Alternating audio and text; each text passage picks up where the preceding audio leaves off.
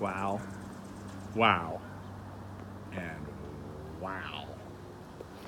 Will you look at that? Okay, tell me that's not like, at least right now, on August 1st, in Northern California, the most beautiful tree there is. Okay, so what we're looking at here is a crepe myrtle. Crepe myrtles are from India and the subcontinent, the Asian subcontinent, China, ranging throughout that whole region there. And it's such a great tree. What can I say about it? Well, I have a video in the middle of winter where there's a huge one by my house, and it's so old, and the trunk is so beautiful. But look at the trunk. The trunk has this beautiful sculptural, smooth quality to it. It almost looks like a Eucalyptus deglupta with a T. And that is the rainbow gum, the Australian rainbow gum. But look at the color. Look at that color right there. See that? Is it zooming in? Look at the color. So beautiful, right? Purpley, pinkish, smooth, mottled. And anyway, now it looks like a totally tropical tree, right? This would be great in a tropical landscape, and you would be correct. This is a fantastic tree to put into tropical landscapes because it just looks beautiful and tropical. Now it does lose its leaves in the winter. It's the only thing like non-tropical about it. It's got this exotic looking trunk, totally tropical looking. The leaves are tropical, they're dark green, they're lush looking, and of course the flowers look like they're some unbelievable tropical fantasy somewhere. I mean, look at that. You can't get any better than that. So the crepe myrtle ranges in color from white, pink, purple, red, crimson, anywhere along that spectrum. You'll see colors. There's all kinds of different cultivars, and they're somewhat susceptible to powdery mildew. So there's powdery mildew resistant varieties. I don't see any powdery mildew on this guy. Even the ones that get powdery mildew, it's kind of like, it's not that big of a deal really. So the crepe myrtle can grow to like 30, even 40 feet, but it's considered a small tree because it takes a really long time to do that.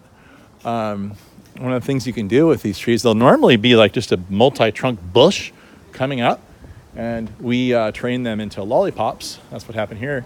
Lollipop is when they take one stem and they train it all the way up and they create a little head on it, and then they let it grow from there. Now, you need to kind of manage that by pruning off whatever you might see coming out the bottom, like right here. And look here. Those are going to be little flowers. I'm going to leave those right there.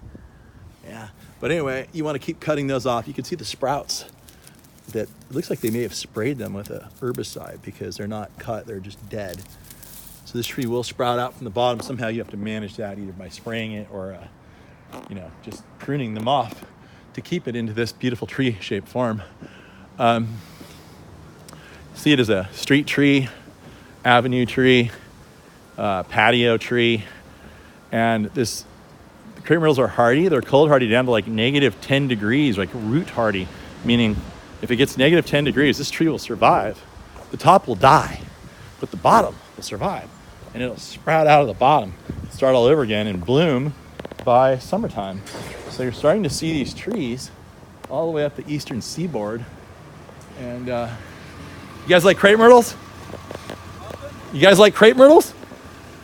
They're the best, huh? Right on. You guys take care of this place? Yeah. Looks good. Especially this one. All right. Yeah, there you go. All right, so anyway, the boys like the crepe myrtle tree. They're the ones responsible for taking care of this place. There's actually some palm trees here that I take care of myself, that I install. But anyway, the crepe myrtle tree, it's root hardy to negative 10 degrees, which means in extremely cold climates, all the way up to Massachusetts, they're using this tree as like a cutback plant where they cut it back every year to the ground and then it comes up as a bush and flowers. They can't really grow it like a tree like this here because it takes many years of above ground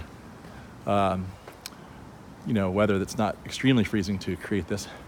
But it is hardy as a tree in zones like 6 and 7 in the United States. So down to like probably, 10 degrees Fahrenheit. but literally -10, it'll survive. So keep that in mind.